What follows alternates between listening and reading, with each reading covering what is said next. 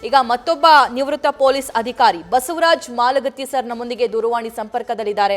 Sir ನಮಸ್ಕಾರ. ನಮಸ್ತೆ sir, photo ನೋಡಿದ್ರಿ ಅನ್ಕೊಳ್ತೀನಿ.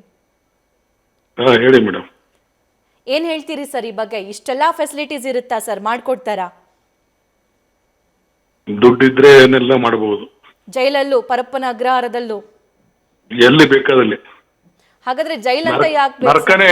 ನರ್ಕನೇ ಸ್ವರ್ಗ ಮಾಡಬಹುದು ದುಡ್ಡಿದ್ರೆ. ಅದು ಹೊರಗಡೆ ಮಾತಾಡ್ತೀವಿ, ಆದ್ರೆ ಜೈಲ್ ಒಳಗಡೆನೂ ಹಂಗೇನಾ ಸರ್? ಎಲ್ಲಿ ಬೇಕಾದಲ್ಲಿ. ಓಕೆ, ಎಲ್ಲಿ ಬೇಕಾದಲ್ಲಿ ಮಾಡಬಹುದು ಮೇಡಮ್. ಓಕೆ. ಹಾಗಾದ್ರೆ ಜೈಲ್ ಅಂತ, ಕಾನೂನ್ ಅಂತ ಯಾವುದು ಇಲ್ವಾ ಸರ್? ಅದು ಪಾಪದವರಿಗೆ. ಯಾರು ನಿರ್ಗತಿಕರಿರ್ತಾರೆ, ಯಾರು ಬೇವಾಸಿಗಳಿರ್ತಾರೆ, ಯಾರು ಹಿಂದೆ ಮುಂದೆ ಇರೋದಿಲ್ಲ, ಯಾರಿಗೆ ಯಾವುದೇ ಪ್ರಭಾವ ಇರೋದಿಲ್ಲ, ಅಂತವ್ರಿಗೆ ಮಾತ್ರ ಜೈಲು.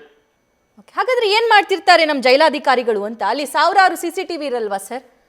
ಅದನ್ನ ವಾಚ್ ಮಾಡಕ್ಕಂತ ಇರಲ್ವಾ? ಎಲ್ಲ ಅಡ್ಜಸ್ಟ್ಮೆಂಟ್ ಮಾಡ್ತಾರೆ ಮೇಡಮ್. ಅದಕ್ಕೆ CCTV ಮನುಷ್ಯ ಹಾಕಿತ್ತಾನೆ CCTV. ಅಲ್ಲ, ನಿಜವಾಗ್ಲೂ ಇದು. ಹಾ ಸರ್, ಹೇಳಿ. ಎಲ್ಲ ಮ್ಯಾನೇಜ್ ಮಾಡ್ತಾರೆ. ಯಾವುದು ಗೊತ್ತಲ್ಲಾರ್ದಾಗೆ ಮ್ಯಾನೇಜ್ ಮಾಡ್ತಾರೆ ಸರ್. ನೀವು ಯಾರು VIP ಕೇಳಿ, ಇಲ್ಲಿ ಇವರೊಬ್ಬರೇ ಅಲ್ಲ, ಯಾವ VIP ಜೈಲಿನಲ್ಲಿ ಕಷ್ಟಪಟ್ಟಿದ್ದಾರೆ.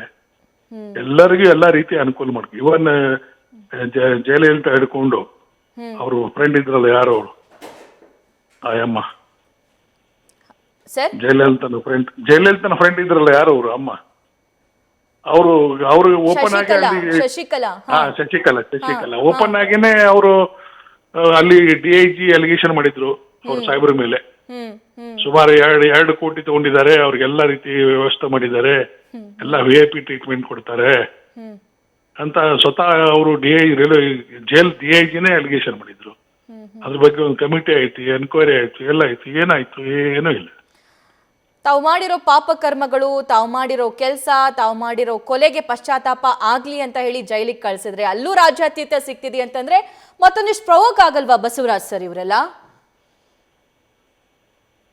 ಇಲ್ಲ, ಉದ್ದೇಶನೇ ಬೇರೆ ಇದೆ. ಬಟ್ ಅದು ಉದ್ದೇಶ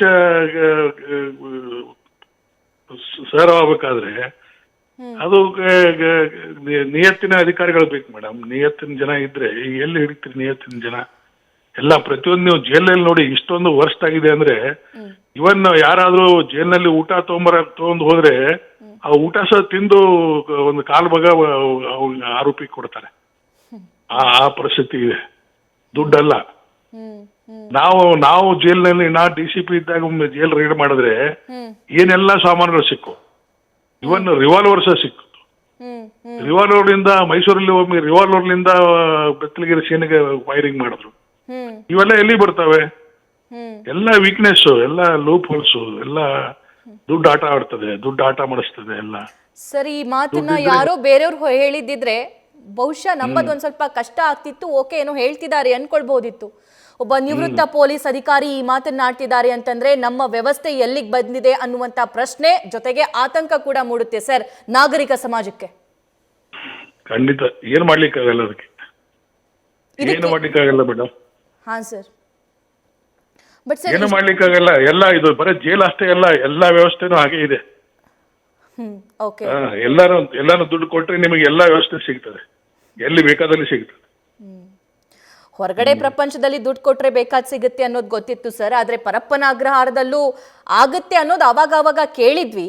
ಆದ್ರೆ ಇಷ್ಟೊಂದು ಲಕ್ಸುರಿ ಲೈಫ್ ಲೀಡ್ ಮಾಡ್ತಾ ಇದ್ರು, ಮನೆ ಊಟ ಬೇಕು ಅಂತ ಕೋರ್ಟ್ಗೆಲ್ಲ ಹೋಗಿ ಬಂದ್ರಲ್ಲ. ಮಾಡ್ತಾರೆ, ಅದನ್ನು ವ್ಯವಸ್ಥೆ ಮಾಡ್ತಾರೆ. ಅದು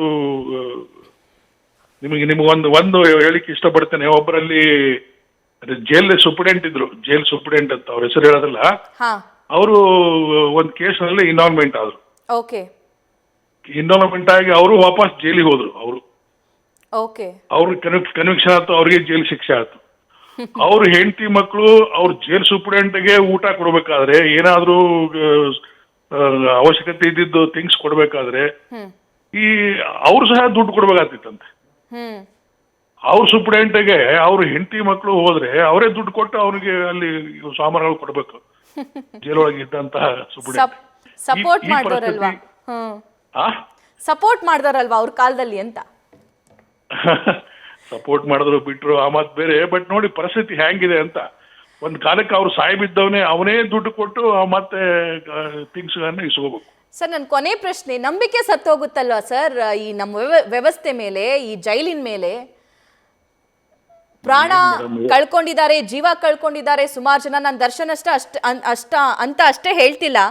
ಈ ಸುಮಾರು ಕೈದಿಗಳು ಕೂಡ ಇರ್ತಾರೆ, ಬೇರೆ ಬೇರೆ ಕ್ರೈಮ್ ಮಾಡಿ ಬಂದಿರ್ತಾರೆ, ಅವ್ರಿಗೇನೋ ಶಿಕ್ಷೆ ಆಗುತ್ತೆ ಅಂತ ಹೇಳಿ ಪಾಪ ಮನೆಯವ್ರು ಅನ್ಕೊಂಡಿರ್ತಾರೆ.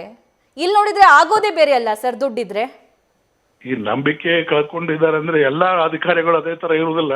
ಇನ್ನು ನಿಯತ್ತಿನ ಅಧಿಕಾರಿಗಳು ಕೆಲವೊಬ್ರು ಇರ್ತಾರೆ, ಬಟ್ ಅವ್ರದ್ದೇನ್ ನಡೀದಿಲ್ಲ. ಅಂಥವ್ರಿಗೆಲ್ಲ ಬೇರೆ ಯಾವುದೋ ಮೂಲೆಯಲ್ಲಿ ಪ್ಲೇಸ್ ನಲ್ಲಿ ಪೋಸ್ಟಿಂಗ್ ಮಾಡಿರ್ತಾರೆ, ಕೆಲ್ಸಕ್ಕೆ ಬಂದ ಜಾಗ ಕೊಟ್ಟಿರ್ತಾರೆ.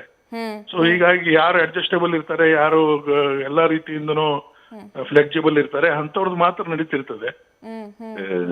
ಅವ್ರು ಯಾವ ಕಾಲಕ್ಕೂ ಅವರು ಮುಂಚೂಣಿಯಲ್ಲಿನೇ ಇರ್ತಾರೆ. Right Basavaraj sir, thank you ಇಷ್ಟೊತ್ತು ನ್ಯೂಸ್ ಫಸ್ಟ್ ಜೊತೆ ಮಾತನಾಡಿದ್ದಕ್ಕೆ. ನ್ಯೂಸ್ ಫಸ್ಟ್ ನಿರ್ಭೀತಿಯಿಂದ ನಿಮ್ಮ ಪರವಾಗಿ.